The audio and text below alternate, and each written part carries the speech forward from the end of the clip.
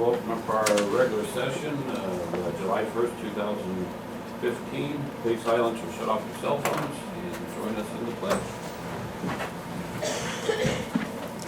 I pledge allegiance to the flag of the United States of America and to the republic for which it stands, one nation, under God, indivisible, with liberty and justice for all. And we do have deletion. Yesterday we did accept the safe quote. That's been taken care of. And we have the one addition of the building inspector contract. And we do have revised agendas in front of us.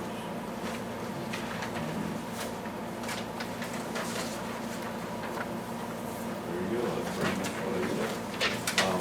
One other thing, while legal counsel's here, probably have some discussion on Senate Bill 941. What other counties are doing on support here in legal case. The safe was taken off. Yes.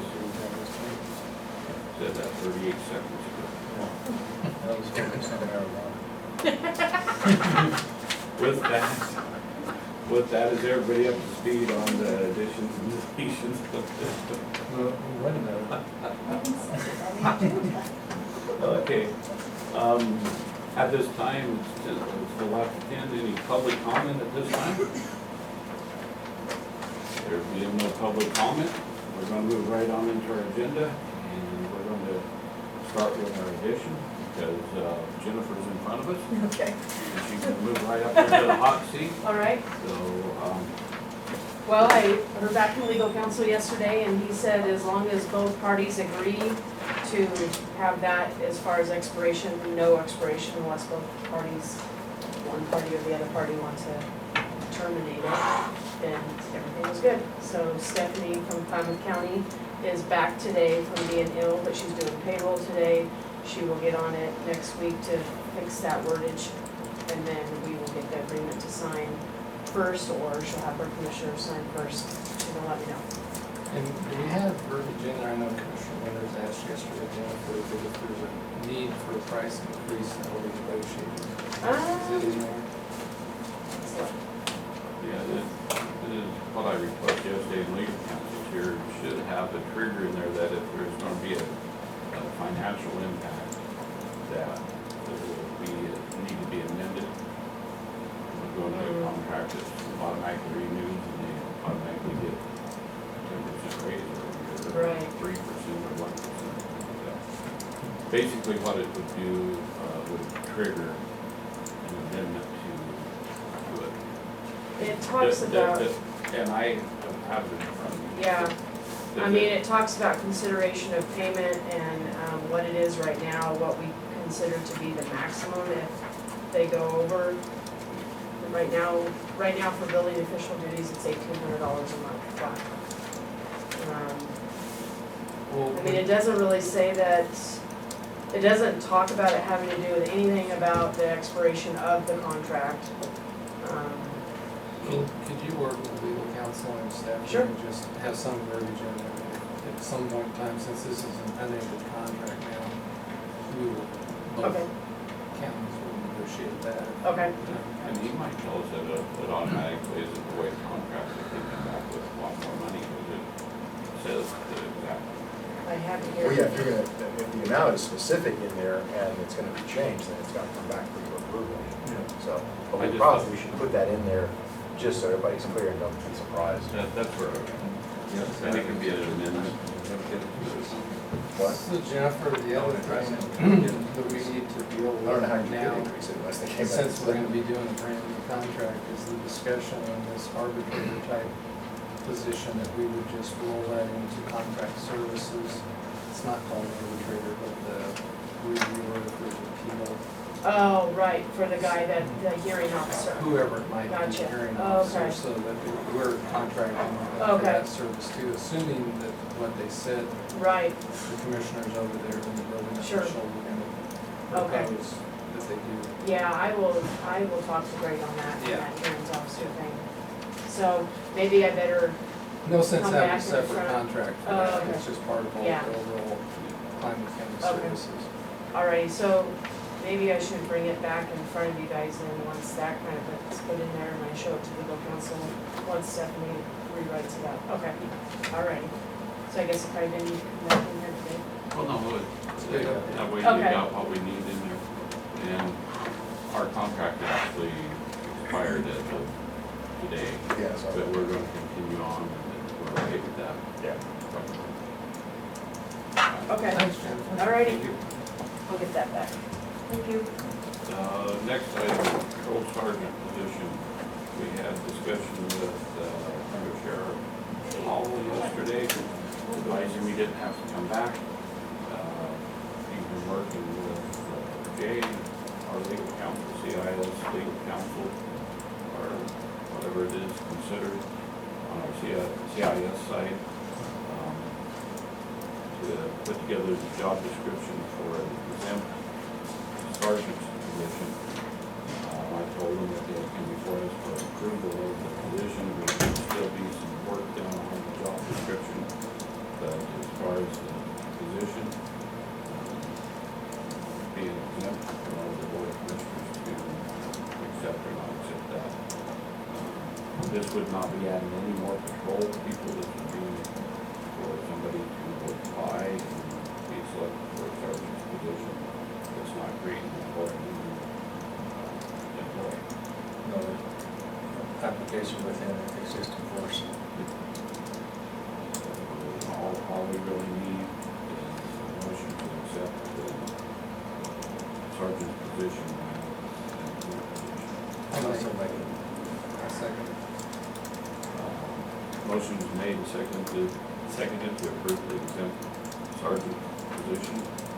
Pending some more work on the description. Any further discussion?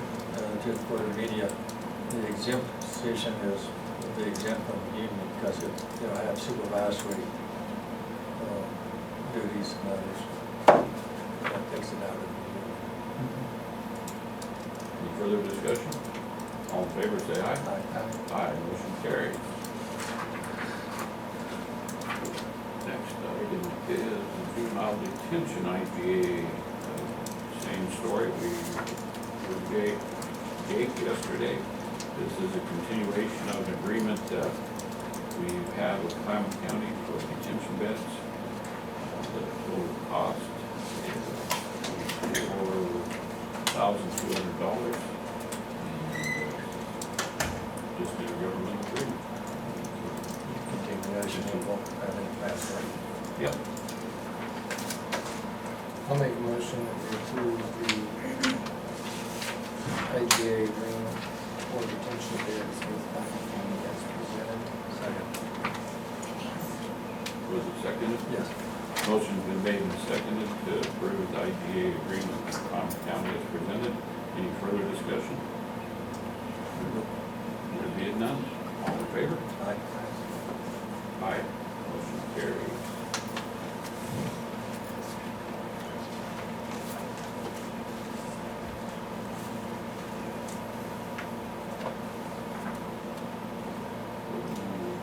Bunch of tabs. Only one page, okay.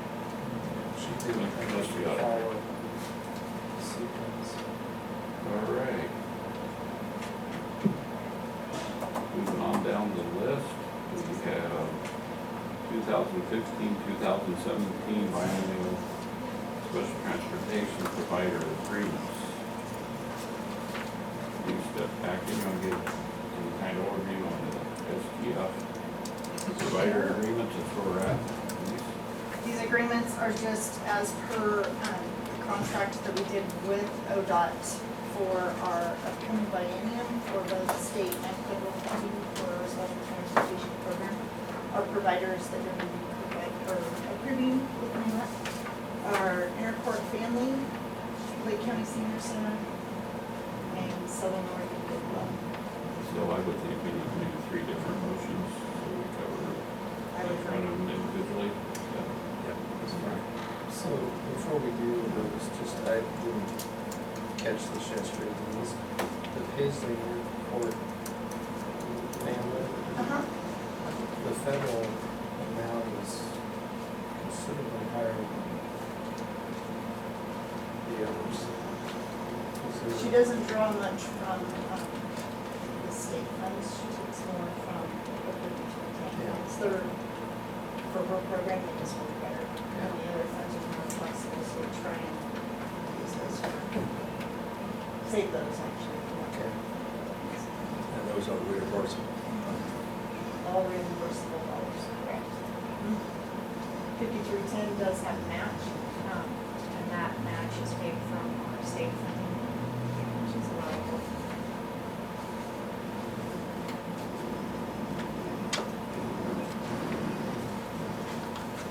Anybody want to make a motion? Any one of the three?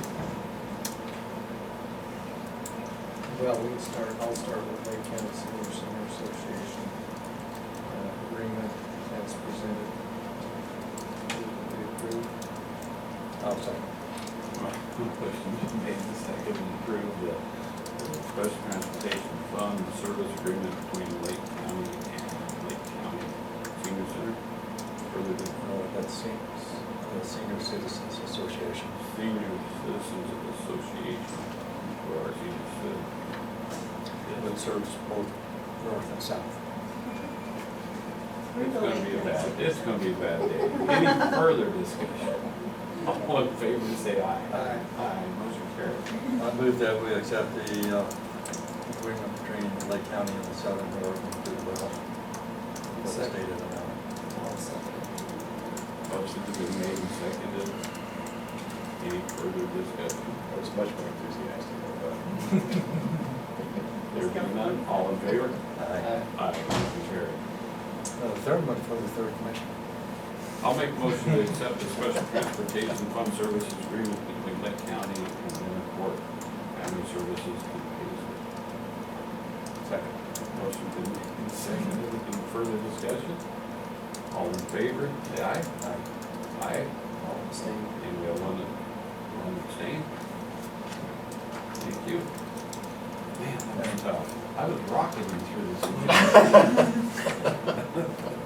It's special transportation and Oh, I tell you, it's been a We got the abstaining rationale from yesterday, correct? Yes. He's playing Game Boy. Why would you take? The Commissioner Sound uses the integrated services to get to Lake County because it's faster than this route. That's true. And now that's on the record. Our legal counsel gets slower if it's stopping with the critters. I got here in 2 hours and 45 minutes. I don't know how I did that. I've got that before. It's got 80 miles an hour. these are the minutes. I wrote who was absent on the top. Okay, our next item is our minutes. We have minutes of June 3rd, June 2nd. I was absent at both of those, and May 19th, Tim was absent. I'll make, I can make a motion on all of these. Yep. I'll make a motion to accept the minutes of May 19th, June 2nd, June 3rd, as presented. You can also second this. I'll second. Motion's been made and seconded to approve minutes as presented. All in favor? Aye. Aye. I'll abstain from the second and the third, and Tim will abstain from the 19th. The other one. Thank you.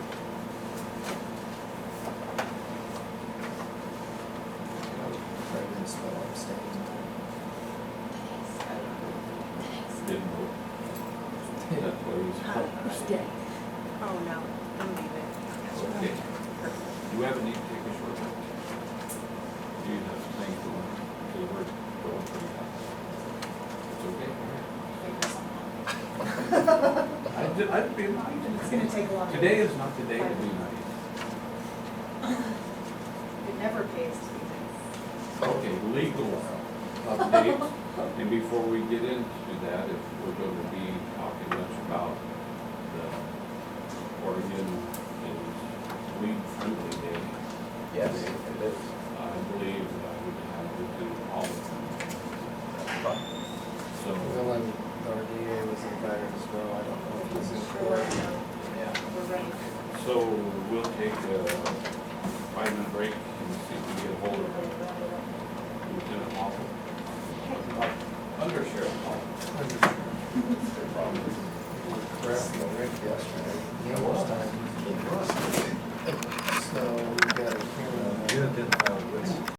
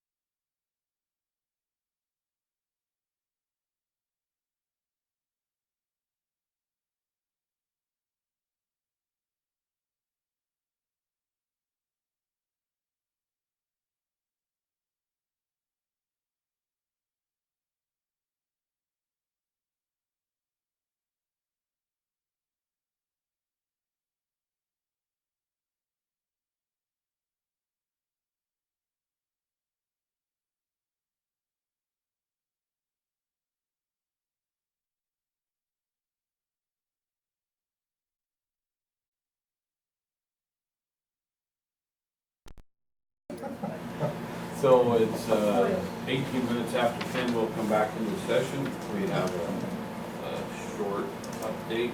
Legal counsel was anticipating a short update on Oregon becoming weed friendly as of today. Well, only part of Oregon is weed friendly. Currently, around the state, it is legal to consume and to possess small amounts of marijuana. It cannot be consumed in public or in a place where the public might view the consumption. And there is a proviso for, that's now going before the legislature, or actually it's passed legislature to the governor, for all those states that voted no by a 55% or higher margin on legalization of marijuana. They have the option to prohibit medical and retail sales. And we are one of those counties. We currently have a moratorium in place that prevents any medical dispensaries and any retail sales. So that will expire in August. It has a provision for extending it. And currently, AOC is drafting an ordinance for those counties that have the option of passing an ordinance to prohibit the sales, so that there'll be some uniformity in the ordinances. And I assume that will be ready within the next week or so, and we can have that brought before the board so that it will be enacted following the termination of our moratorium.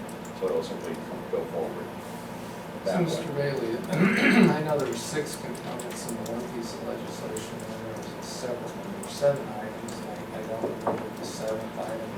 But I also have a question on growing, homegrown. I know some counties are taking a look at prohibiting outdoor, or 4 plants or outdoor plants, some of them look at indoor. Right. You can grow them outdoors as long as they're not visible to the public. So if they're behind some other vegetation or otherwise screened, then. Can we require them, I was listening to Jackson County talk about this the other day, can we require can we have an ordinance that does not allow outdoor? Because one of the things, I've never been around marijuana, Yeah. but one of the things people continue to say is there's stinks. And so for, a next door neighbor to have to smell that. We could actually enforce that under our nuisance ordinance, because a noxious odor from adjoining property would be a nuisance. So we could pass sort of an amendment to our nuisance ordinance to make it clear with regard to that, but I don't know that we need to. And that would be more relevant in congested residential areas Oh, such yeah. as a community, Right. as opposed to outlying farms. Right, and it's really kind of the difference between, you could not smoke marijuana on your front porch in a residential area, but you can certainly do that on a farm, where no one is likely to see that. So what you just said is exactly right, it all depends on where it's going to be. There are a lot of other provisions here that deal with the state, but, or possibly other counties, that aren't really relevant to what our interests are, because we're essentially going to be a no tolerance county.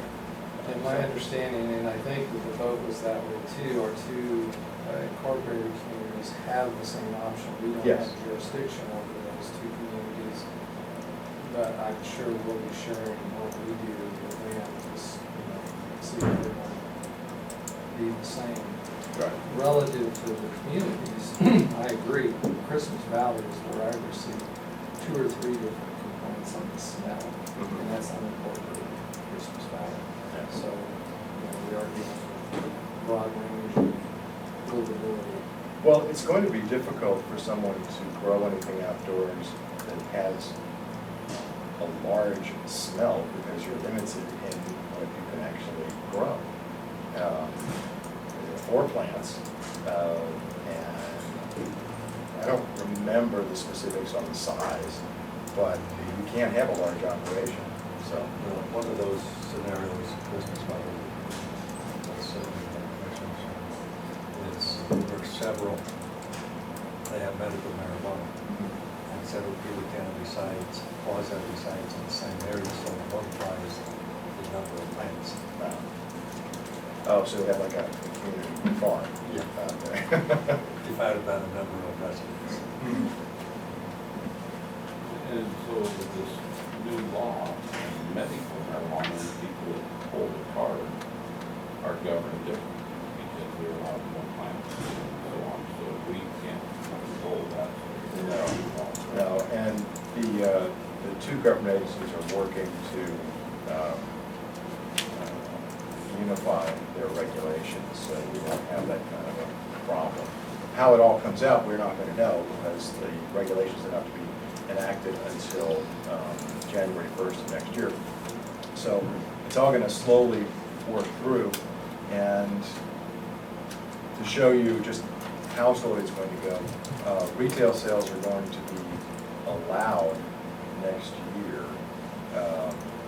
and in fact, we're probably gonna start in October of this year, without, with no tax initially, and then eventually, the last I heard was a 25% tax. And the idea was to prevent any black market from developing, so they're gonna allow advanced, early sales of marijuana, and then turn that over into regulated sales by the end of next year. Well, there's a lot left to be find out, obviously. This triggers so many things that we don't know how to do.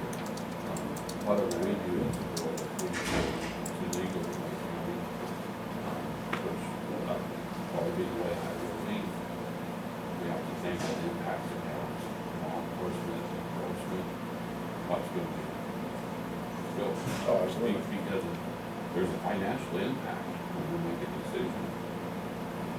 And the financial impact would be get phone calls that, that Joe down the street has marijuana, we have to respond. Law enforcement, I don't know the burden on the court system or the extra there. So as we go through this, there's so many unknowns that we really have to look at. And Right. regulation of the state, and then if we're going above that, what's the cost of that? Are the benefits that we make? There's just a whole lot to it. Right, I think, I don't know how much of a diminishment on the enforcement will actually occur in terms of law enforcement regulating this, in terms of penalties or in terms of bringing a criminal action against somebody, that's one thing. But you can't smoke in public, you get a citation for that. You can't smoke in your car, that's in public, you get a citation for that. So you still could have a lot of paperwork going on, no one's gonna go to jail over it. And then ultimately, the counties, it appears, are gonna have the option of imposing a tax on the sale in addition to the state tax. And that may be something that you would address in order to defray these costs.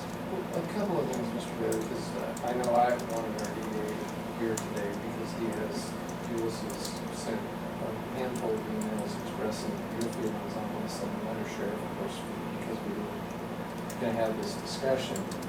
And I want to be really clear today what we've done, because I think the board has taken action in step with what we would like to see going forward, because we haven't had this discussion as a board. I can say something similar to what Commissioner Winter said. This 55% county allowance, I'm pretty much in favor of every one of the guidelines in there that we can develop an ordinance for. Now, we have to be, able to go through the whole process, but I want just a little more clarification, because I understood once upon a time, and since we talked last week, Mr. Bailey, it's a little bit different, and I talked about that as well. We're dealing with, because you talk about tax, we're dealing with wholesale, retail, a variety of things that we can impose an ordinance on to eliminate. So I'm not so certain we're going to be, that number of points that some of the potential growers had was, well, if you don't do this, you won't be allowed to have the taxation. To me, it's not about money for us. It's about trying to represent the county well of the people. And so that's going to be all the discussions. I want you to stay present. We're one of 15 counties, and I'll just kind of leave this with you. All the counties surrounding us can ban them except for the shoots. Obviously, the shoots have a different culture up there than we do here, but Harney County, Mount Airy was actually higher than Lake County was. So I'll leave these with you here, just the statistics for it. Kind of let you see that we're way over some of them were like 54.5 or something like that. They're really suffering, but yeah, if you could stop the medical and recreational dispensaries, that would be very helpful, I think, to Lakeview.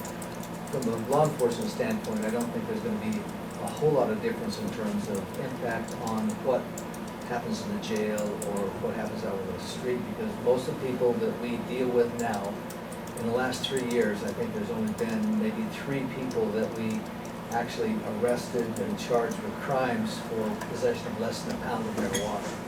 So most of the cases we get are still gonna be the same sort of people traveling through large quantities of dope, and we're still gonna catch those same people.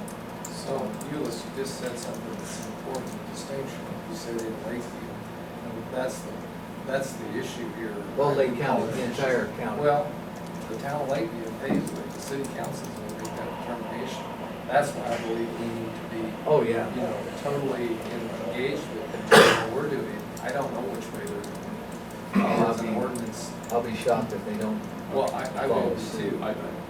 Just for, we have a hearing that starts right at 10:30, so I'm going to go ahead. Okay. Get the hearing open, have a short overview, leave the hearing going, and we'll continue this conversation. Okay. It's just, it's usual thing right now. So it's 10:30, we're going to open up the zoning ordinance, hearing on using the law code. With that, it's open. I'm going to give you, actually, I'll give you a little bit of time for a quick overview, Darwin. So, we'll need more time than probably a quick overview, but Okay, quick so overview. why don't we hold that? You, no one's We'll really hold here, that so because just hold. there's no public Yeah, here. Keep going. We're gonna leave the hearing open and we'll do an overview after we get done with the legal updates. So hearing's open, leave it open.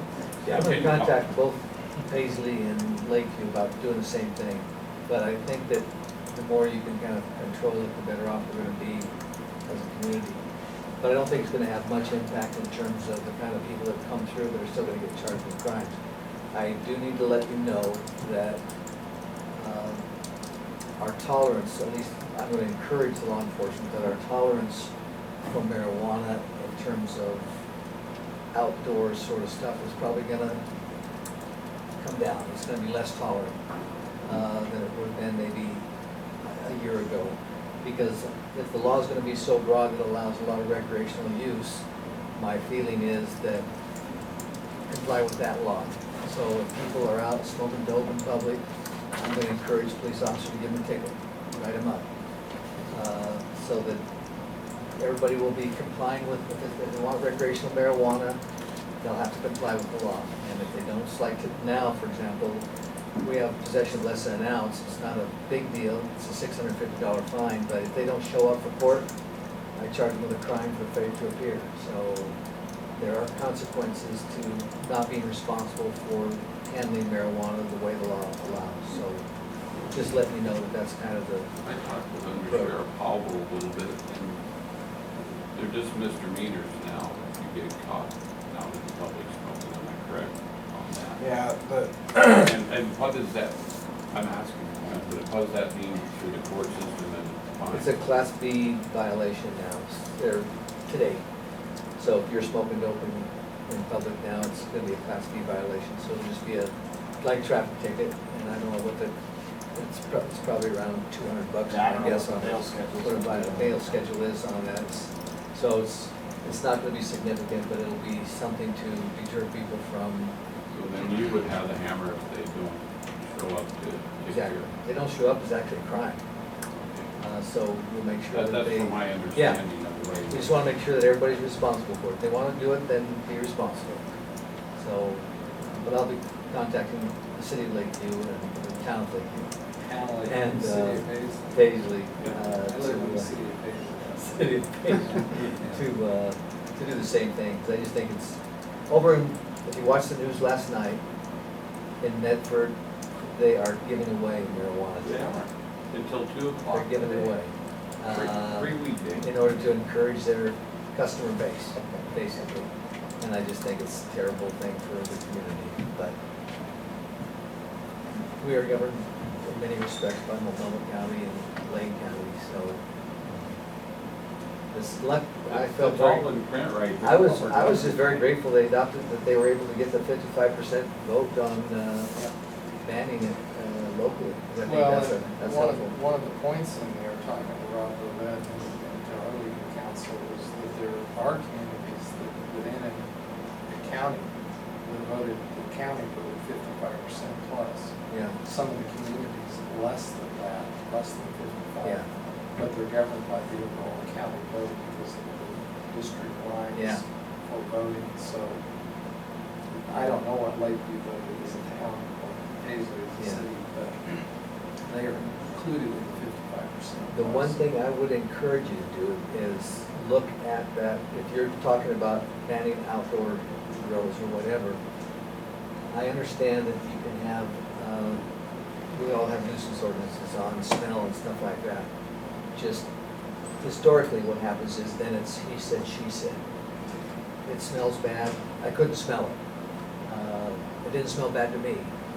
And you're gonna get into a lot of issues regarding that. So if there's a way to do, and I don't know there is, if there's a way, if you want, if that's where you wanna go, to say you can't have it outdoors, to say, to fall back on your nuisance ordinance, I think is going to cause you some issues in terms of proof later on down the Well, road. Euless, that's exactly what I brought up, the current ordinance that's being considered in Jackson County related to, it might have something to do with smell, but it's an ordinance that does not allow outdoor growing.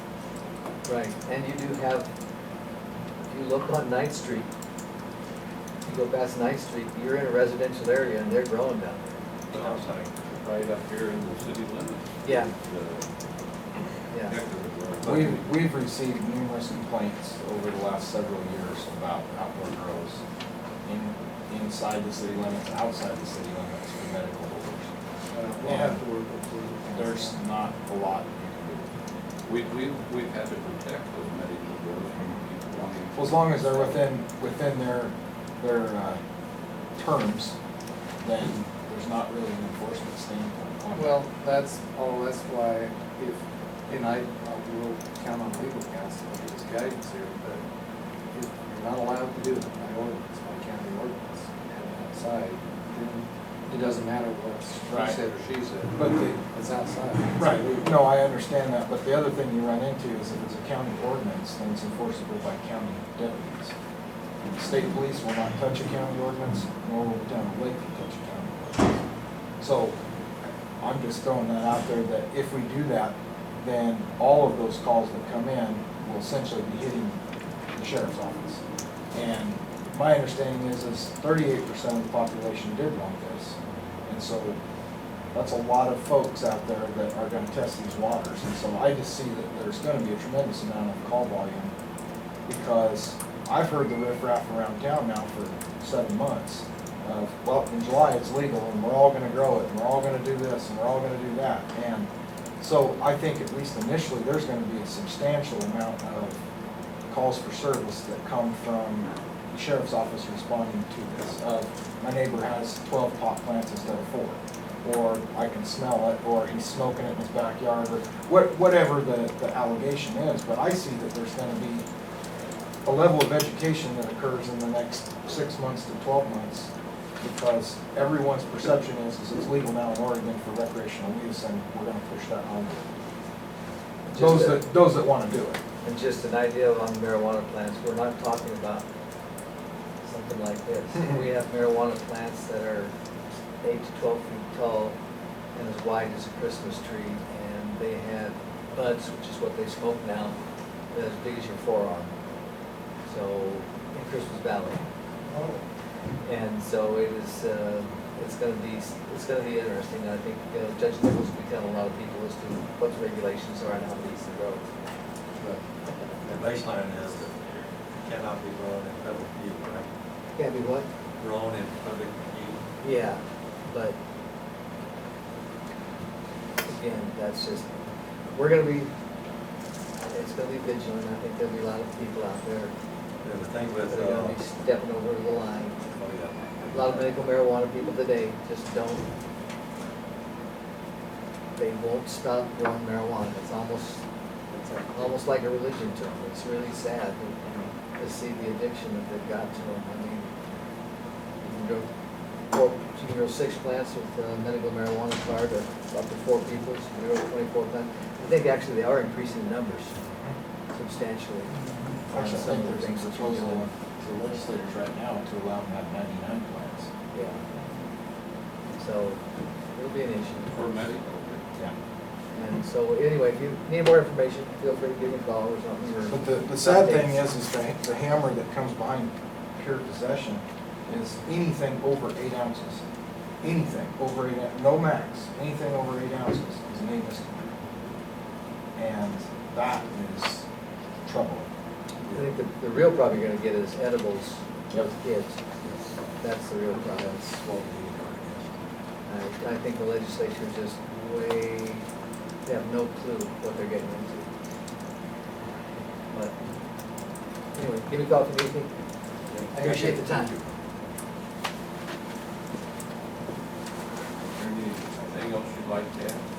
The only thing that I think is worth noting is we're gonna see how this shakes out over the next 2 to 3 years.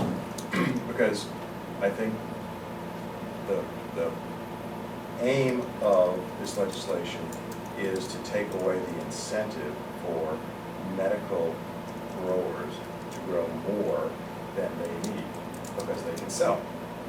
And if it becomes widespread enough to where folks have access to it who want it, then you begin to take away the incentive for anybody to have a large number of plants because, well, the person next door is growing their own 2 or 3.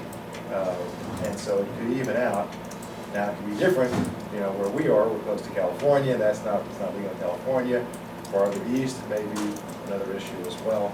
But we'll see how it slowly shakes out in the next 2 or 3 years. The legislation that they've done to compromise is fantastic. I'm quite surprised at how wise it turned out to allow counties to prohibit the sale. Hopefully, they're going to continue to pursue this in an intelligent fashion. So far, it looks like they are. And the federal government has not weighed in. Yeah, they're not bothering to attempt to enforce federal law on marijuana.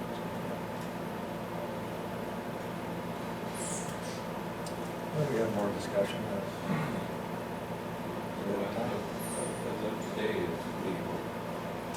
Legal to possess. Yes. And this is going on, we're going to have that discussion. We don't even know how to address it. Employers, basically. Oh, no, you can enforce it with, you can address it with employees. People can't be intoxicated now. So you can't do your job. But you can test positive for it several days after you use it. Quite a while after. But we can't do a random sampling unless it's in a specific Correct. job. Correct. But there's some uniqueness to the site, I understand on this side. Quality of it. Well, we do have our unions to do this. Well, Mr. Yes, we Bailey, do. another thing that may pop up now that it's the 1st of July, and since Darwin's here, he may get involved in it. We may be getting requests through planning to have land use decisions made relative to a commercial project. Right now, there can't be any commercial growth. Not unless you consider 4 plants commercial. And you can't sell it until October, so. And this 42nd group scenario, we just know. Not possible. But land use is greenhouse. It's not what? It's not about what you grow in, land use. Oh, yeah. Planning commission work on it. And there's a process, it doesn't mean I support my law, I'm opposed to that, but there's a process, and the process doesn't address what should be grown in the greenhouse. It addresses for the greenhouse that are allowed for the land use. So, if people could plan on it, and how that grows from there. There are a lot of Embedded ways in to there- create it. Yeah, but embedded in there is potential ordinances or consideration for ordinances. Are we talking about wholesale as well as retail? Only retail sale. There's only, there's sales, period, we call it wholesale retail, it's just a sale. So, it's always described as retail sales, so. I don't know that anybody can have enough production for it to truly be called wholesale. 4 plants, and you only have a certain amount, 8 ounces, in your home, 1 ounce in public, not in public, outside your home, very difficult to have any kind of commercial production. And that's another goal of the law, is to completely eliminate that whole market. I didn't realize that. Yeah, that's- That's an aha moment for me. What part? I thought that there could be wholesale growing and so, Not anything commercially viable. I mean, there's just, but the law doesn't allow you to just run a business. Because you're right, as far as the land use process, we follow what we have on the books. But that is allowed. Down on the reservation in California, they have a huge one going right now. Yeah. That's whole government, completely different, I'm sure. But at least in Oregon, the law is land and you allow 4 plants and there's no commercial. Unless 4 you- plants, 8 Unless you ounces. have a whole bunch of people out parking. No, it's 4 plants in a residence. So if you have 10 people in a residence, they got 4 plants. Okay. That's it. And that would take care of that one scenario in Christmas time. Unless it's medical. Yeah, there's a lot of money. But, Yeah. Probably gonna be years of learning. Oh, yeah. and we haven't even talked about And it's gonna change like the weather. the potential impacts on social services. Okay, well, that was a good update. Thank you, Sheriff Hall.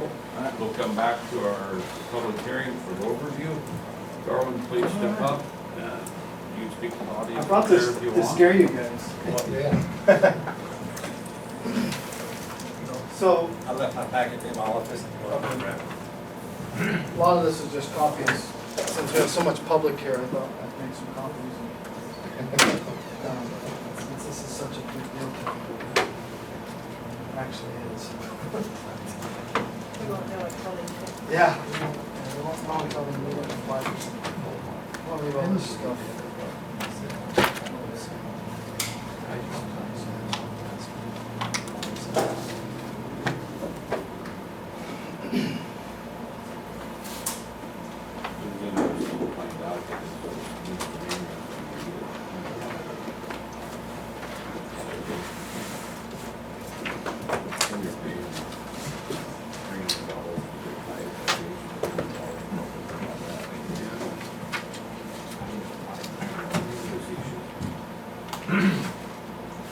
All right.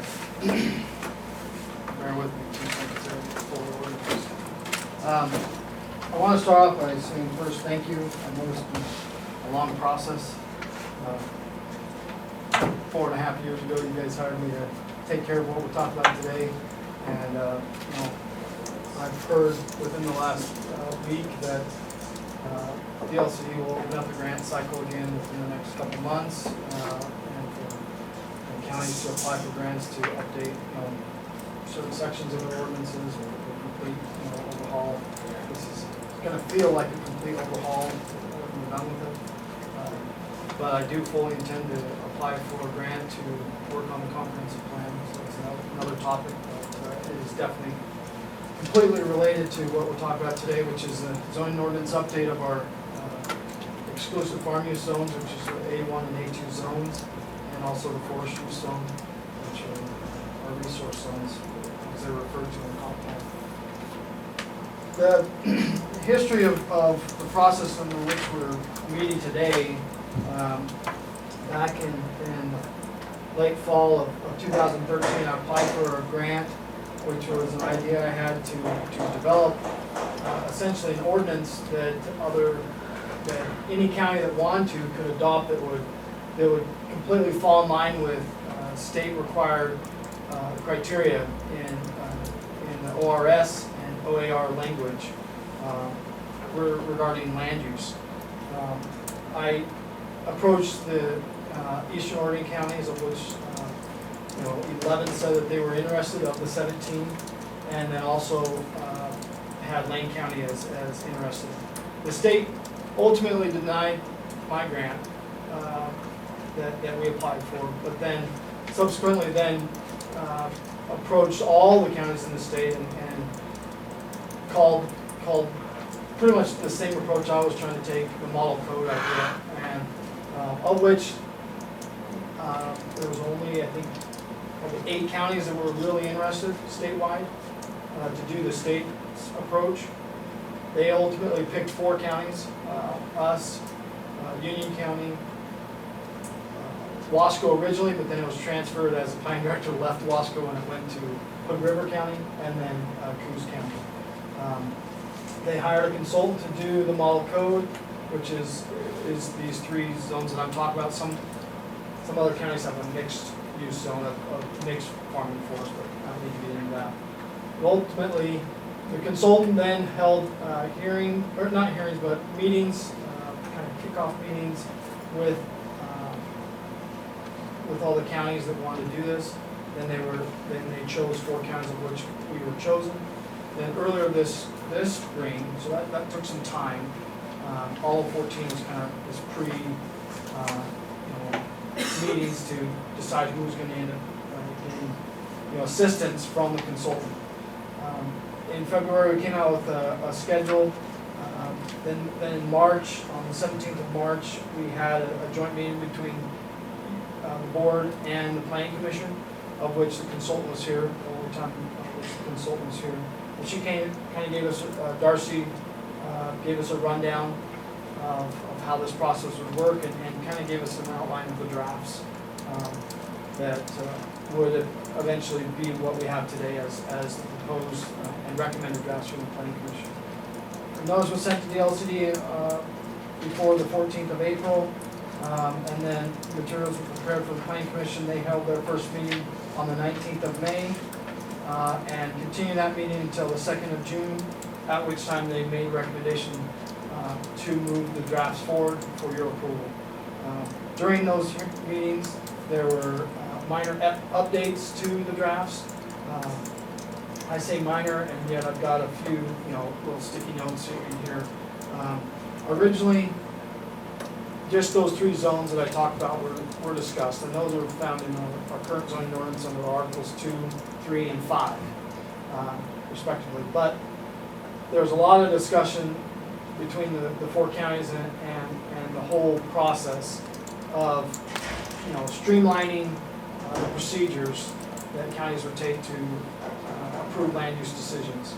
And because of that, that led me to really look at our processes, knowing that I wanted to go in a different direction, which would be more streamlined and in line with what other counties are doing regarding noticing and how to conduct hearings, for appeals processes, things like that. And what stemmed from that was a draft that you have also before you, which is the procedures chapter. And this is kind of a thick document. It ends up being about 30 pages. The tail end of it has from 25, halfway through 25 on to 30 is a table of how uses would get reviewed. And it's a quick summary that I will develop further with, in the department, so that if someone came in, they want, and staff at the counter wanted to explain to someone, the use that they're trying to apply for, how it's going to get processed. This is a quick go-to table that would show who's the reviewing body and what kind of timelines that's going to take. And if it's appealable, how and to whom.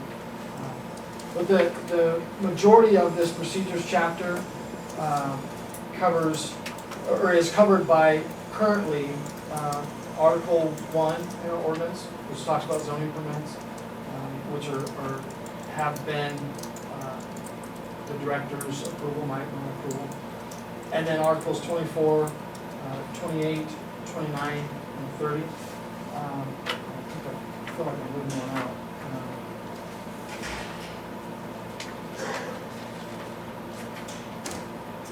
But and if I have, I apologize and I'll get to it. But ultimately, this document has the most edits to it. Most of them are changing dates from That document being which? the procedures chapter. And I don't wanna go into it fully if we don't have to, but certainly it's something that the planning commission is discussing, and all the recommendations that, and the discussion we have, needs to move forward, and has moved forward to you guys for ultimately your adoption. There are a couple major issues still that have to be resolved, and let me just kind of describe visually what those are. Our current zoning ordinance calls out in areas that typically are subdivisions. Previously, we have two maps. We have a comprehensive plan designation map, and then we have a zoning ordinance map. And in the states across, or in the counties across the state, these two mirror each other. Ultimately, your zoning ordinance is to implement your comprehensive plan. And therefore, if you have two maps, they should mirror each other, and therefore, your zoning that you place on it is exactly what your comprehensive plan says that it is on the county level. Our county was not created that way when the original mapping was done. When the comprehensive plan maps, the original maps were drawn up, they were squiggly lines that fall in some cases the forest boundary or maybe some of the more prime agricultural lands. But our zoning ordinance, when it was adopted, still allowed for exclusive farm use zoning to remain on areas that were acknowledged in our comprehensive plan as exception areas. Exception meaning they had a goal 3 exception, meaning goal 3 is the exclusive farm use goal, which says that you have to take an exception if you're going to allow for that to be a residential area, so to speak. So, for an example, I've got a few examples, and I don't necessarily want to take up a lot of your time using these, but it is important to note, and the reason why I bring this up is because I've got an effective date on this ordinance for delay, January 1, and Jimmy, I can get you a copy in a moment, but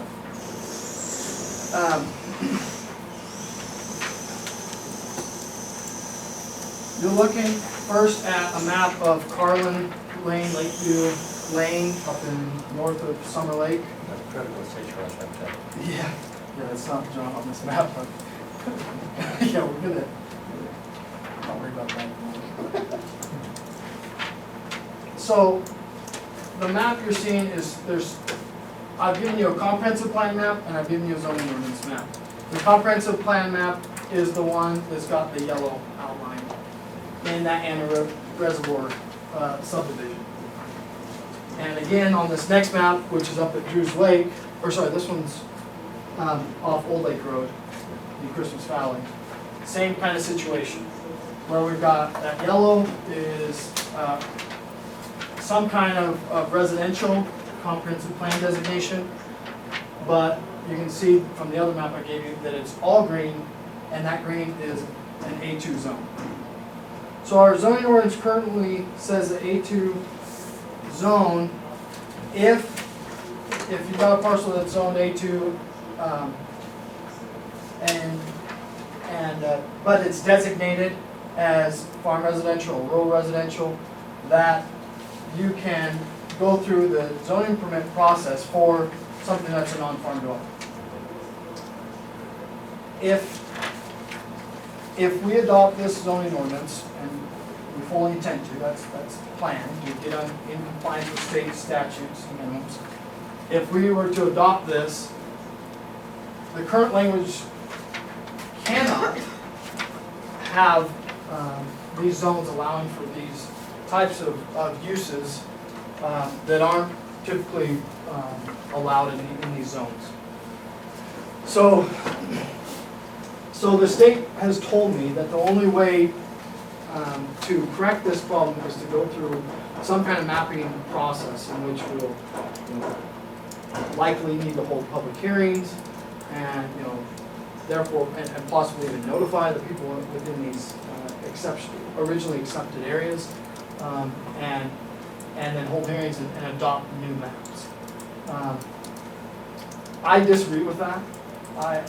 And the reason I say that is because I don't think that they fully understand our situation. And I brought a comprehensive plan with me today, mainly for the fact that it spells out, each of these areas I've already discussed, it spells them out as exception areas. The one exception might be up at Drew's Reservoir, where Utley's took an exception back in the day to turn that into a subdivision, which really the zoning should have changed at that time. There's been a lot of cases, and these are only 3 examples. There's many examples where our comprehensive plan and our zoning ordinance do not match up, which creates a planning nightmare, really, for me. Especially moving forward. That's why, again, I'm trying to have this implemented later so I can take care of this problem and get more feedback from the state, because at this point, no one's been clear. I've talked to probably 5 different people. I've talked to Jim Rue, the director, talked to Rob Halliburton, who's one of the main guys there, and Catherine Daniels, John Jennings, Scott Edelman, who was our regional rep. All these individuals, we've had discussions, and it's kind of unclear what direction I should go. But Catherine was specific in that she thought the only way to correct it would be through you know, hearings process with changing our maps. The reason why I truly disagree is because of the fact that the comprehensive plan should trump always the zoning ordinance. And because again, the zoning ordinance is to implement the previous stuff. So, you know, if there's an error, it should be able to be corrected pretty quickly. In the zoning ordinance, yeah.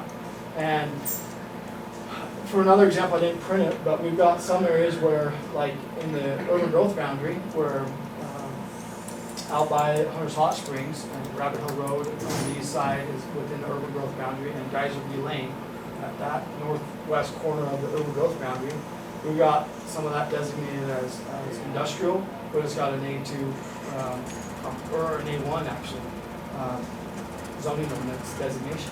So, I mean, those are in complete disagreement with one another, and it's kind of difficult to pick one or the other. So it needs to match, and ultimately, I think the reason why this was done this way is so that people could keep their farm designation, their farm exemption designation on these lands, and therefore get lower taxes by keeping it or zoned a certain way, even though the plan might have called it out a different way.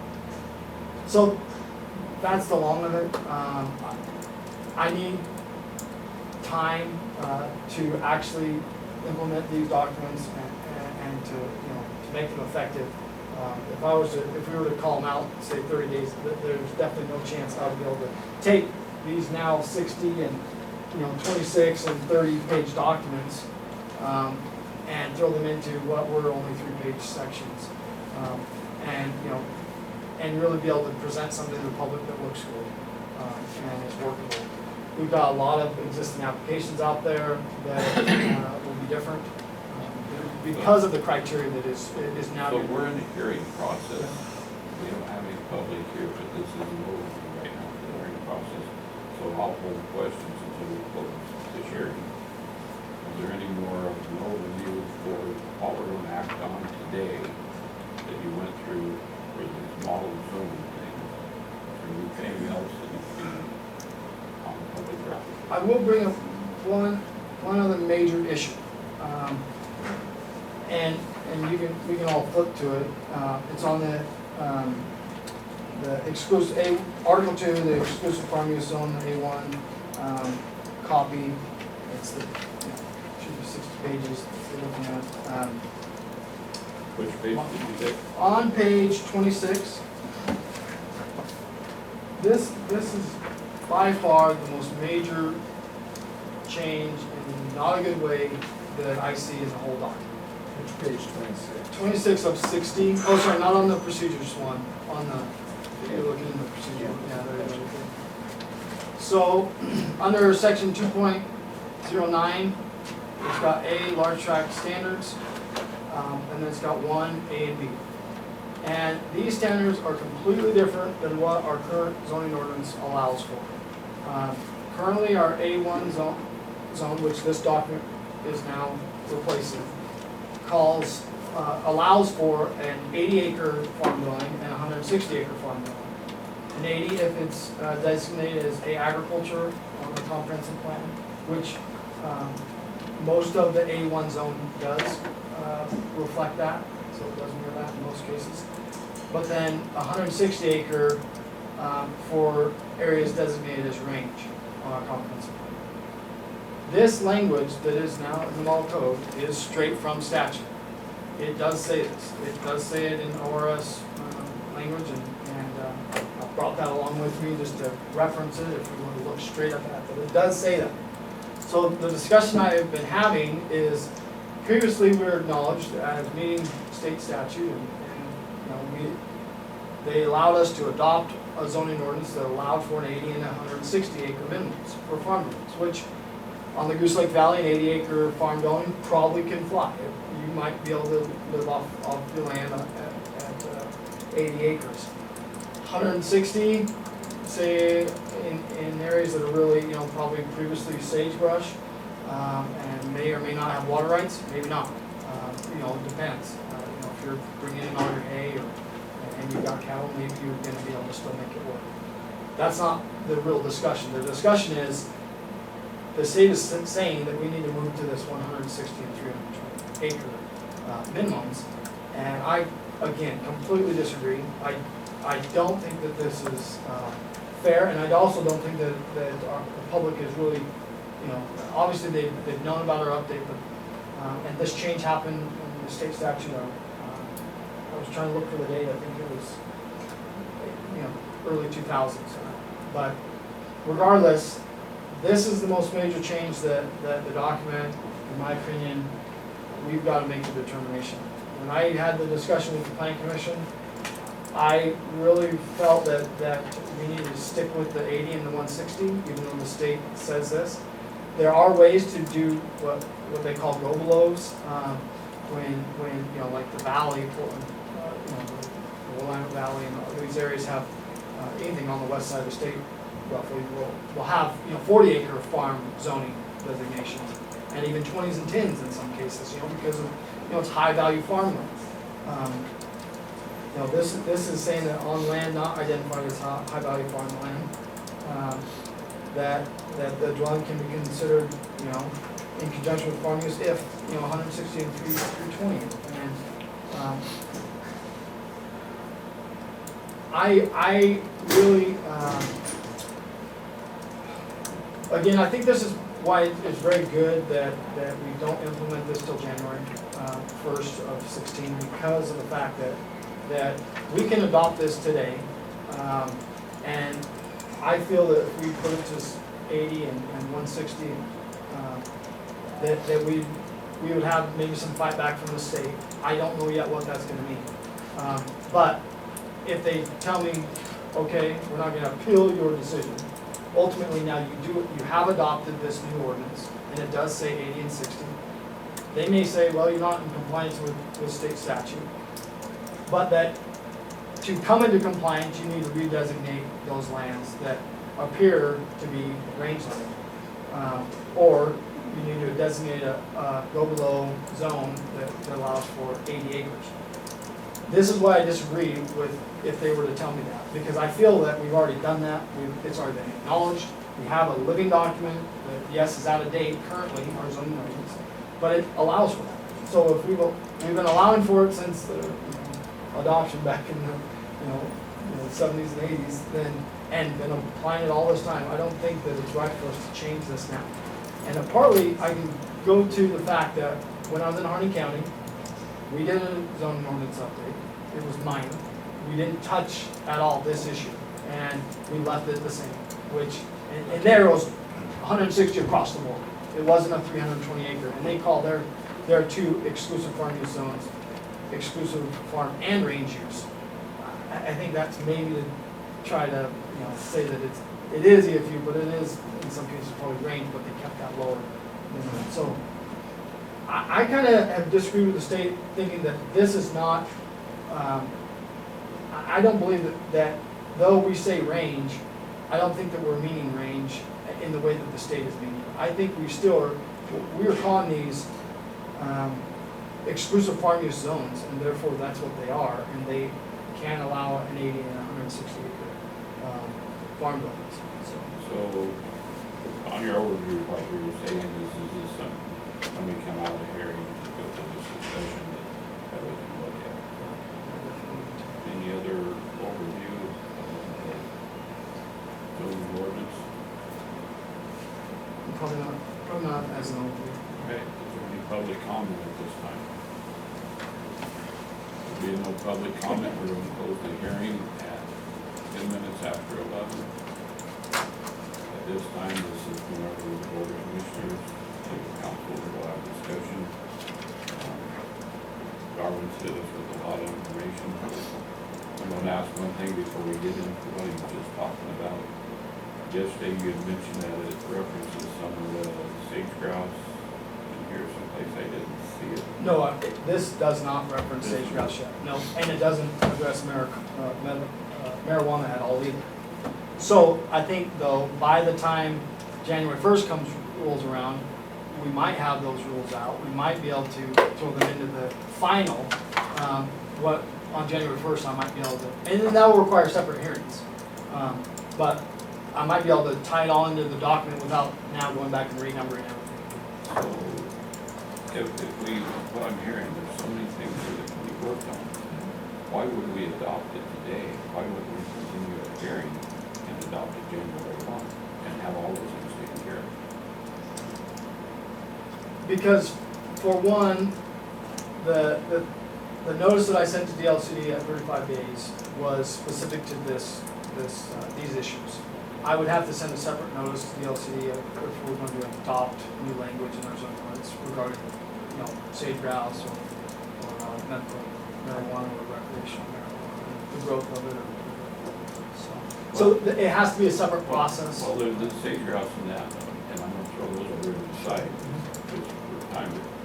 Some things you're talking about are in direct conflict with the state, this 80 and 160. And if we adopt this today, would it go in effect? Well, January 1. Yeah, it's still going to affect January 1, and my assumption is, and my discussion last week, you know, at a regional meeting with all these folks I've just mentioned, all 5 of them were in the room when I brought this up in the open meeting, and you know, they've all talked to me individually about it, and I think that they're going to allow us to have time to resolve our issue, and again, I think that they just don't fully understand where Lake County is coming from, and maybe that's me just not explaining it very well. I mean, I didn't have these maps with me when I tried to show it to them. I wish I had that day. I didn't expect some of them to be in the room, but I do hope to sit down with them and show them, especially Scott Edelman, our rep, and then, you know, he can bring back to the others and see where we need to go, but. I guess I'm still, maybe I'm more, No, I'm still I don't- confused. If we adopt it today, it doesn't go into effect till January, but then we're going to have other hearings to change what we adopt today. So we're not changing what we're adopting today, we'll end up changing our maps. So we'll end up changing, so We're these, talking multiple things, got the map, right. and we got the 80. The language isn't gonna change. So it'll stay at It's gonna, 160. unless you guys wanna go to this higher minimum, but, I mean, ultimately, that affects, Well, I thought that was farming your, negatively. I thought your recommendation was to go with the 80, 160. yeah, that is my recommendation, As it absolutely. says in here, 160 and 320, Yeah. if we adopt, that's what we're And- going to be Yeah. applying. So that is not your adopt draft. I should have said that right away. The edits haven't That helps been. me a I know, I'm lot sorry. right there. I'm sorry. That's not your adopt draft. Okay. That's very close to, but there's been just minor, typos and edits and stuff that I'm trying to fully correct. And You'll have the adopt and draft. numbers, correct? Huh? In your adopt draft, you're talking 80 and 160 in that. Yes, absolutely. Instead of Okay. 163. Absolutely, sorry for Okay. the, apologize for the confusion, but that is still the topic, because it is something that, this is going away from, Okay, the so, state is so recommending. that would be in the draft, so that one's off the table. Now, for my benefit, I don't know about your Yeah. benefit, I gotta have more clarity on the maps. And what we have is our zoning ordinance would be different than what our comp plan is. And comp plan, you said trumps zoning, Yeah, it should. I don't see how it couldn't. I couldn't hear that. that the comp plan trumps the zoning. So, if a comp plan shows the way you would think it should be, then are we right? I think that we are. I think there just needs to be a little bit more discussion with the state on this issue. Because ultimately, previously, like say Anna Reservoir subdivision area, It's- Was that an adopted, approved, signed off subdivision? Yep. So at some point, commissioners and and everybody. you acknowledge it in the comprehensive plan, have- and it's on the map, yes. So if it's a planned out subdivision, but the maps are wrong, doesn't, whenever the decision was made to bring it in as a subdivision, doesn't that trump everything? That's how I feel, and that's why I think that the state kind of misunderstands where we're at in some issues. So the maps really don't mean nothing if it's been approved and adopted by the board of commissioners, it's not right. Yeah, and that's the difficulty, because, most people don't ask me what is a comprehensive plan designation is. Most people don't even have any idea what that means. They just are concerned with their zoning. And if I was to then go and just ultimately in-house change all the maps and say, now you're not zoned A2 anymore, you're zoned, in Anna Reservoir subdivision, farm residential. Well, what was the adoption of the development of the subdivision? It should go under that designation. What? The subdivision would be zoned. Yeah, because And therein lies you're the. not changing the designation, you're just correcting the map. Yeah, so the designation is definitely not changing, it was designated as farm residential. But typically, when you see an application for subdivision, you're gonna see, two parts. You're gonna see a comprehensive plan change, and you're gonna see a zone change. And therefore, they would match each other up. And there'd be criteria found for both. And there'd be the goal exceptions that would address, all the issues. What happened in some cases, and this has happened in lots of different cases with previous planning staff and what decisions they ultimately brought before you. And it probably wasn't any of you, because we haven't had one of these in a long time. Yeah, But what was brought before the Board of Commissioners at the time wasn't both, it was usually just one or the other. And sometimes it was just the zone change without a comprehensive plan designation change. Sometimes it was just a comp plan designation change without the zoning ordinance change. Therefore, leaving us with mismatched, what shows up in my books that I unfortunately have to refer to is stuff that's inconsistent. Well, Darrell, going back to what you said when you first started with the maps, shouldn't our zoning maps match our comp maps? So ultimately, that's why it's before you now, because I think that we don't have an issue. I think that with your guys' blessing, I can go and correct everything that's wrong. These are 3 examples, they'd all get corrected. And there are probably 15 to 20 other examples, easily, that are affecting hundreds. When you say Thousands. corrected, you mean the zoning map would be changed to a different zone? Yeah, the zoning map would reflect Like the what the same comprehensive plan designated. And exception areas have already been taken, because we shouldn't have to take another goal exception if it's already been taken, although we didn't, But I do fully believe that both processes need to happen concurrently, and they need to be reflective of each other, and all the criteria need to be addressed. And So if- having not reviewed all those, I don't know if it If we were was. to decide to adopt this motion here shortly, it would reflect the maps will be, all maps will be the same as the comp plan map. And the 80 and 160 would be changed in this ordinance. As it is, changed to the draft. So herein lies my big reservation on just doing that though, is because I don't know what it means for taxation. And I shouldn't worry about that at all, because I'm not a tax assessor. But I am worried about if you guys made a decision and therefore then the tax assessment office said, you're not zoned exclusive farm use anymore, therefore I cannot give you a deferral or whatever the case may be.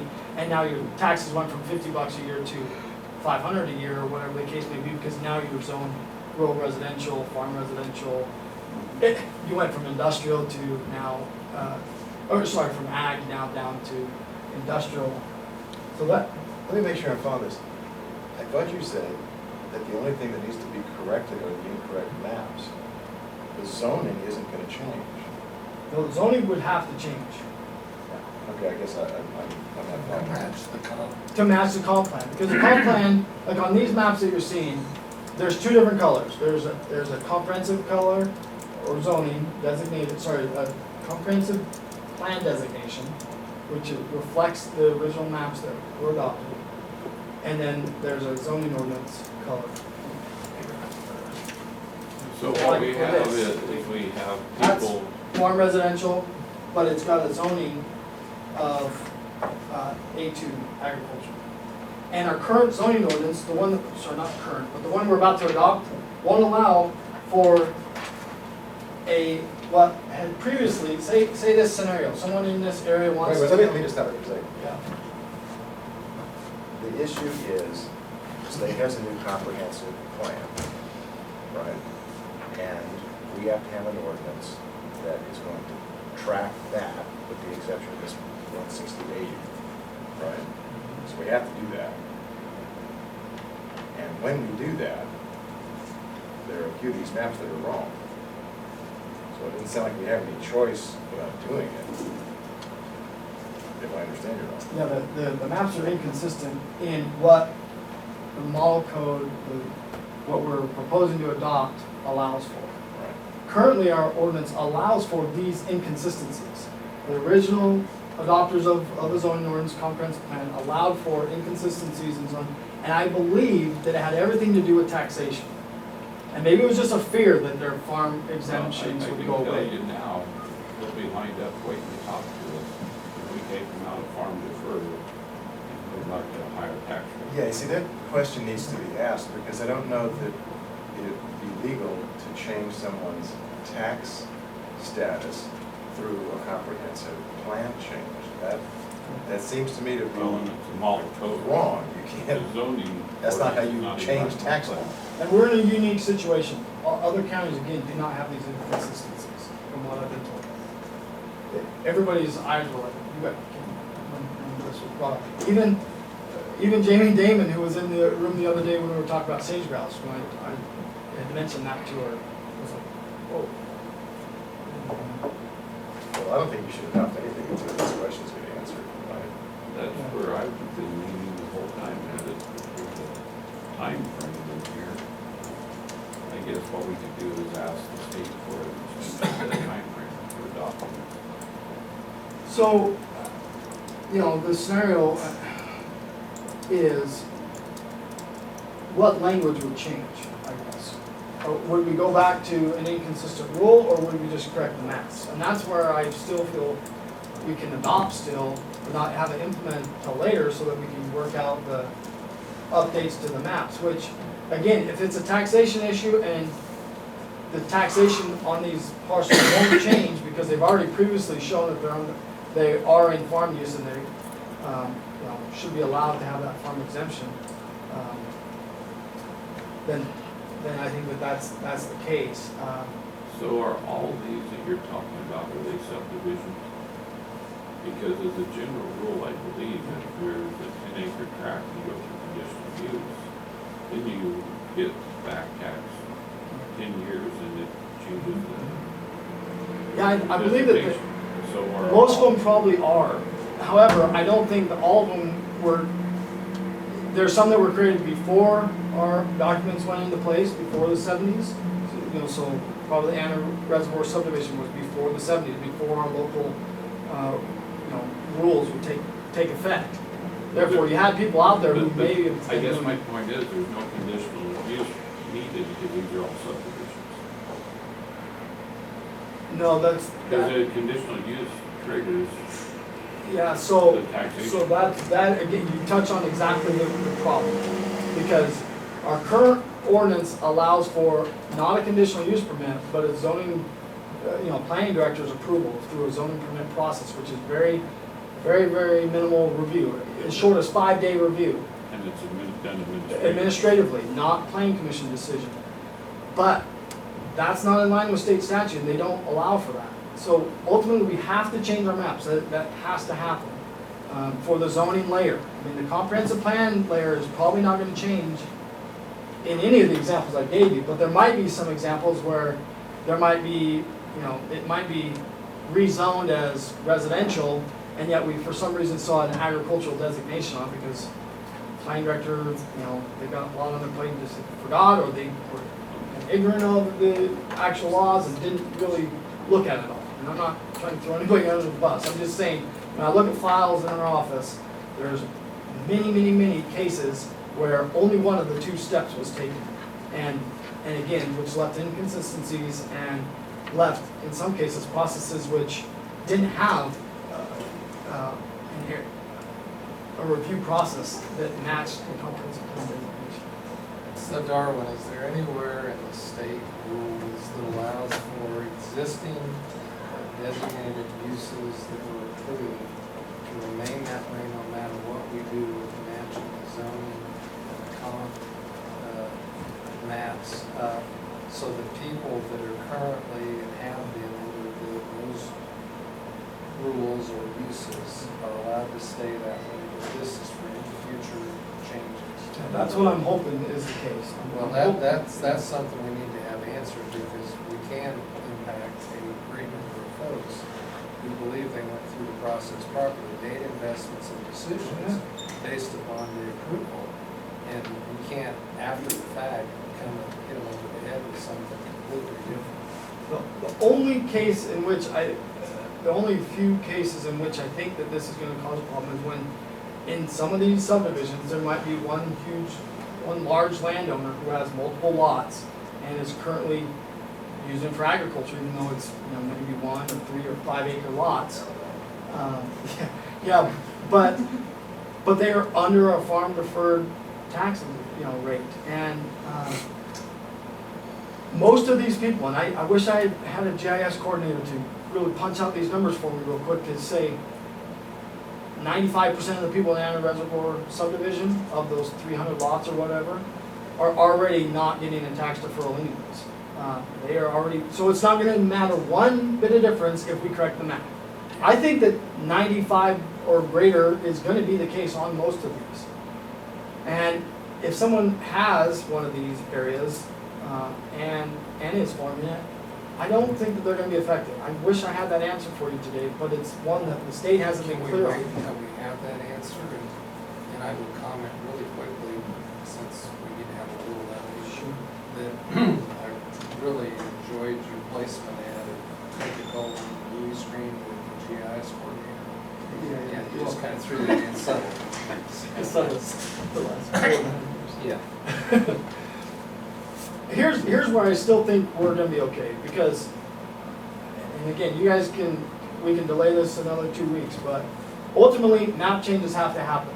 What we're talking about is either changing them administratively or ministerially, would be probably the better way to say it, and just me, going and changing all these maps, or is gonna require a public process. And that's why I said January 1 would give us enough time to hold those public meetings if needed.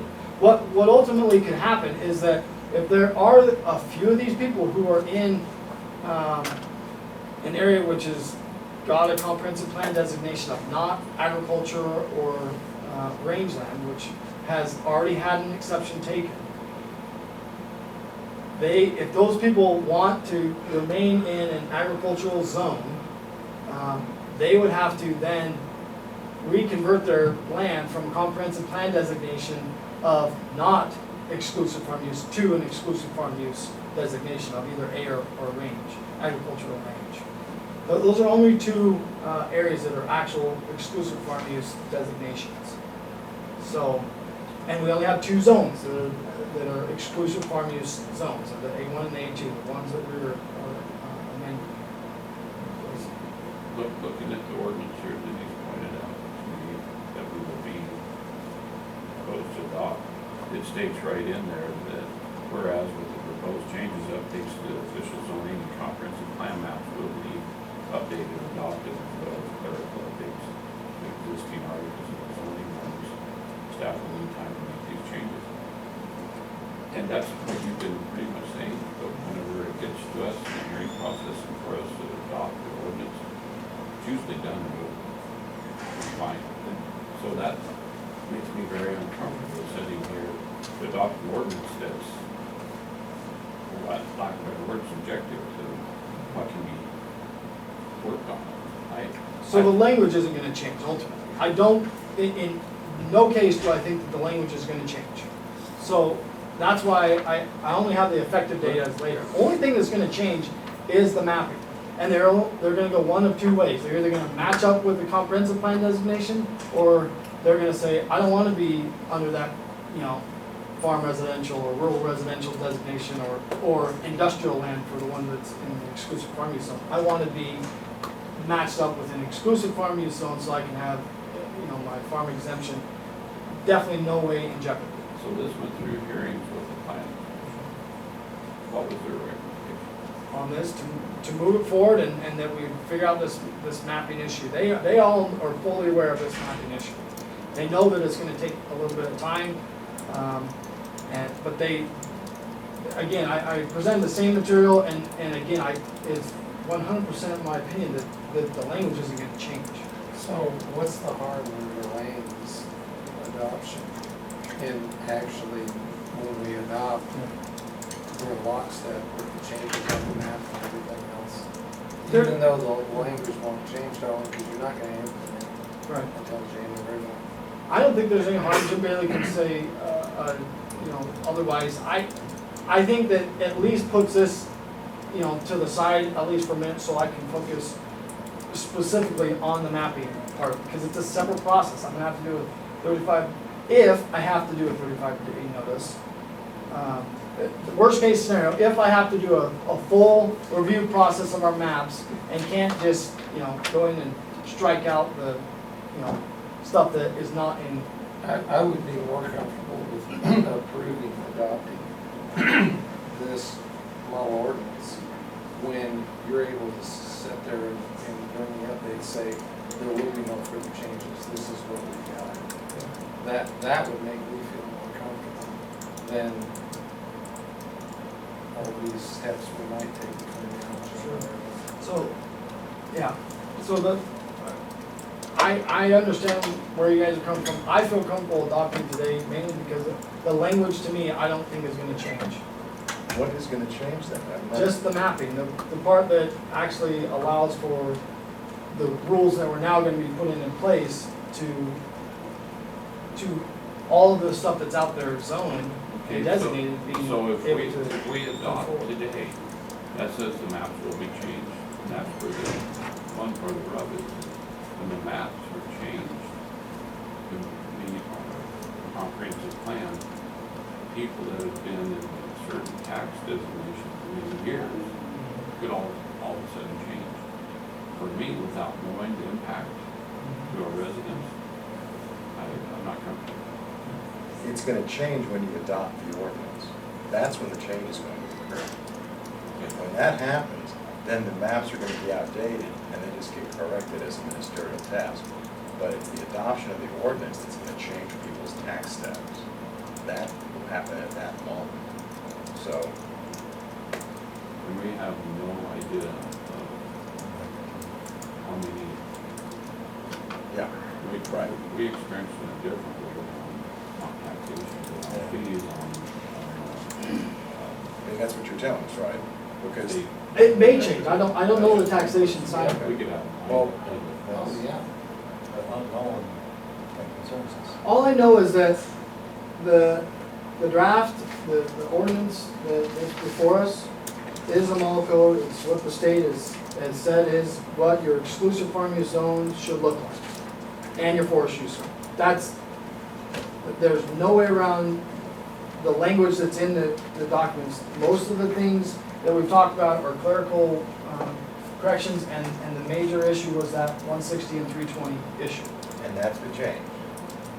We're proposing that it's changed to 60, or 80 and 160, we being the planning commission recommendation to you guys. But if that's is that different from the comprehensive plan? No, our current comprehensive plan that's exactly in line with it. And existing Yeah, but map. It's I know that. against state. Right. The right, state Yeah, is 160, 320. yeah. So how is it that you're able to recommend an ordinance that is contrary to the state comprehensive plan? Because our current ordinance still allows for it. But we have to adopt a new ordinance to match the new comprehensive plan, right? We have to, we're trying to adopt new articles in our ordinance for these three zones. There is reflective of the state, statute and criteria and rules. But what I'm saying is that we have major mapping issues. I mean, that's what we have, and for us not to say 80 and 160, I think is now just, ultimately change a lot of people's options for farm building. And From that point on. yeah, from that point on, and that's certainly not what any of you three or myself want. I don't want it to become more restrictive for a farm building to be established. That's what that zone is for, and that should be extremely easier if they're truly gonna be farming it to get a farm dwelling approved. But the state can come back and say, we don't accept that. If And you- what we would say is, we accepted everything in your model zoning ordinance except for this change, which we previously allowed for. Because we currently have an acknowledged comprehensive land use plan and zoning ordinance that allows for 80 and 160. So, just be, But where we're at today, we're doing a whole new process, this is our zoning ordinance. So we know our comp plan's outdated. And they're gonna say that. But you guys are moving forward, Lake County, and you're gonna do your zone ordinance, your model code. And we want you to comply with today's rules. That they're not gonna care what our comp plan says for 1980. They're gonna say, it's 160, 320. How sure are we that they're going to accept 80 and 160 whenever they've been at the table working with us on this? I'll just tell you, the conversation I've had with them, via email mostly, has been that we're not going to accept going to a 160 and 320. I'm sorry, That's because what we we've have said. a current, But that's what we've said. Yeah. What did they say? well, they said that the only way to correct that would be to change your maps. That's exactly what they told me, and that's why, again, I What's the say we maps can have to do with implement. Because what your maps will say is that it's designated as rangeland, and that's where this language comes from. At, 320 and designated as rangeland. And our comprehensive plan map designates things as rangeland. Supposedly, it designates it range, and rangeland is a state term. I believe that these are exclusive farm use zones, and therefore rangeland is something separate. I see nothing in Is there a section deadline? 2.09 that says There's no anything deadline. about maps. wait, I finished the question. Is there a deadline for acting on what has been brought before the board that will create a problem for you? If we table this for action 2 weeks from now, will that create a problem? It's my recommendation to table it. But I lived there a long time. I just don't know what we're gonna, regarding the language, I just don't know what answers more I can give you regarding the actual language, because the language, again, I don't. Jim, you have computers. Well, no. I want time to articulate a question that you can pose so that we can get an answer. And- I'm comfortable with us being comfortable, and so is the state. They're not giving us a timeline. So They, two things, Yeah. if we table this. Two things. We need something from the state saying that we're allowed to change it from 160 to 320. That's what I need. I have that in Second- writing today, if we change our maps. And that's why I said we change. Second thing is why is that connected to maps? Third thing is, on the maps, the impact to our residents on taxation, I need to know that. That's the big. Does anybody else have anything in that? And I think that's, So that's the reason why we would continue this for 2 weeks, in my opinion. yep, I agree. Are we going to be out of point in 2 weeks? What are the 2 weeks? What- Well, what well, kind that's of just because time- that's our next meeting. But what kind of time, well, yeah, just to continue. Continue the hearing until our next But we- board meeting. So, I just think that I know the answers to the first two, and I've got answers for them. It's a mapping change. The last one, the most major one, is the taxation. And the only reason we have a mapping change that would really affect our farmer or rancher out there would be if they've got a subdivision and they don't want to have that subdivision at a higher tax rate. unless I'm misunderstanding you, they say that the 80 and 160 is connected to map. I cannot find anything on here that shows a 160 acre parcel or an 80 acre parcel that would tell me. I'd say they're using the maps all over you, give you a crumb to change the 80 to 160. I can't see where the maps are connected to that at all. That's a whole different thing. The maps are all subdivisions. Why would that be connected to 80 and 160? 80 and 160 currently is for, we have two separate things. We have land divisions and we have farm dwelling approvals. Land divisions for our comprehensive plan designated areas of agriculture and range are 80 and 160.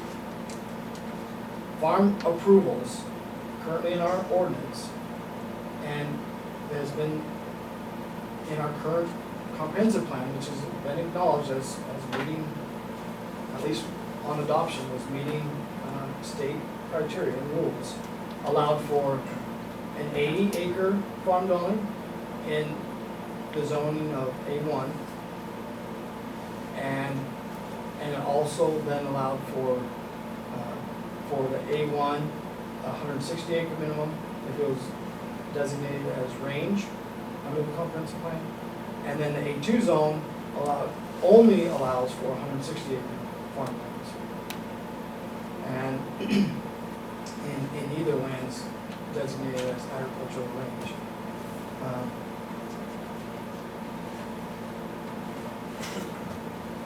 I just have a real hard time, you know, and I think you guys are agreeing.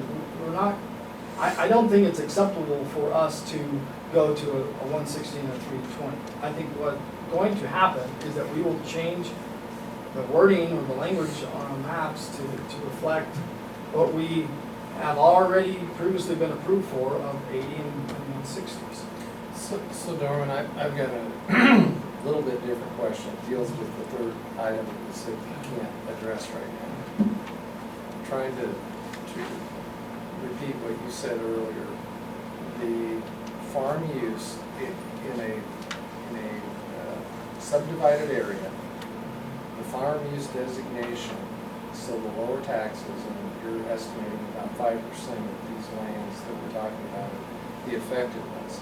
So we have a landowner, you correct me where I'm wrong on this, we have a landowner that has this approved subdivision, and it's not taxed as a subdivision, it's taxed as a farm use, and that's what they're using it for. With the potential to sell off lots when they want to allow them to be developed as residences, which has already been acknowledged through a land use process. So why would that change unless they sell them off? if I they're don't think that actually- it's going to, but I'm not the tax one guy, and so I can't answer that third question. Well, that's one of the questions we need to But I think it answer. can be answered fairly quickly. Well, and It's just that that's the fine. state DLCD couldn't tell me because it's a tax revenue office coming. Well, I mean, maybe they could have told me. in what they a did. period of time, whether it's Yeah, the we next can- 2 we weeks can or find whatever, out. we can answer that question. So we know if we adopt this at that time, that we're really not impacting those folks. They'll make a conscious decision, as well as the buyer of those subdivision lots. When they actually use them as lots to build homes on, the tax structure will change. It will no longer be farm use. And I don't think Larry's in the office because Well, I think it's a don't have an simple. answer. No, but I think it is a simple question and answer because I think the question is, and I wish I would have asked it before Well, by a tax guy because all we want is the answer. I know. So But with that, we're gonna move forward. I'm gonna make a recommendation. We continue this to our next regular board meeting, how about- which is, July 14th, 10:30. We'll continue this hearing until July 14th, 15:30. And I think we should have a discussion on the work session after. Where this is a hearing process, are we allowed to have that discussion about looking at the hearing? Oh, yeah. July 14th is It's a the work work session. Well, you session. won't take 15th 's regular. Oh, okay. But we So won't you're take public comment. moving through Correct. this on a regular meeting. Regular meeting day, we'll have the hearing, we'll have some update on the 14th during work session. So, Hang in there, I know. It's a lot of us. Brian. We just wanna get it right. Oh, I absolutely agree. I just, Darwin, if you talk to the state and there's, if they're not good with the extension of the time frame, be sure to let us know because, it makes. No, they're fine. Friendly, answer all those questions and have a special meeting. I'm sure the state, as much work's been in this, will understand that we don't have answers. they absolutely. And then, two that really gets me is the effects to the landowner on taxation. We talked to Larry, if we have to go farther up the chain, do it. The other is, we have a law that says 160 on 320, and we propose that the grandfather continues on 80 and whatever. We know that the state, if we change the maps in, what we've done already, would be grandfathered in. But I'm more concerned about the future, that 80 and 125 in the future. Being that there's a law that says different. Thank you very much. All right, we're gonna move on with our legal updates at this point. Do you have other legal updates? The only thing to inform the board is that I've been in discussion with Jay with regard to the new sergeant position, and we're going to make sure the union has no objections to that, or if they have objections, whether or not those will be. So we're making sure that process goes as smoothly as possible. Jay also ran past me the issue of the hiring of his wife, and my questions to him were that he is not involved in that process at all. And so I would like to talk about Senate Bill 941. 941, what is that?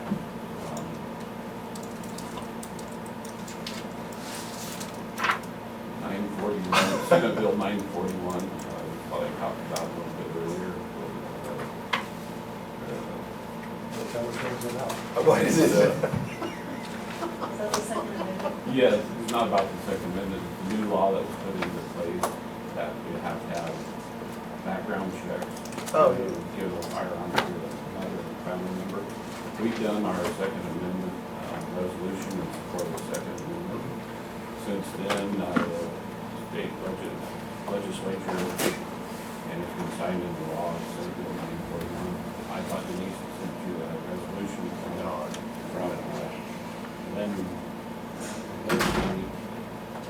yeah, I thought you'd sent it to me. The resolution talks about the Second Amendment, but if you look on the second page, it says that they will not expend any dollars to enforce, might be Senate Bill 941. It's gaining a lot of momentum across many counties. I think there's 3 that have done resolution similar to that. I was curious about your opinion. Apologize. to do Well, it says that Lynn County is unable to expend any county resources. So can you do that and report back to us?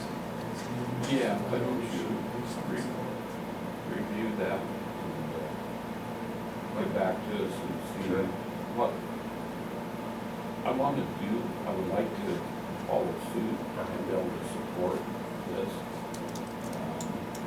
At the same time, I think one of the state law that forces you to do certain things to enforce it. To be bold enough to say we're not going to spend any dollars, even though they have to.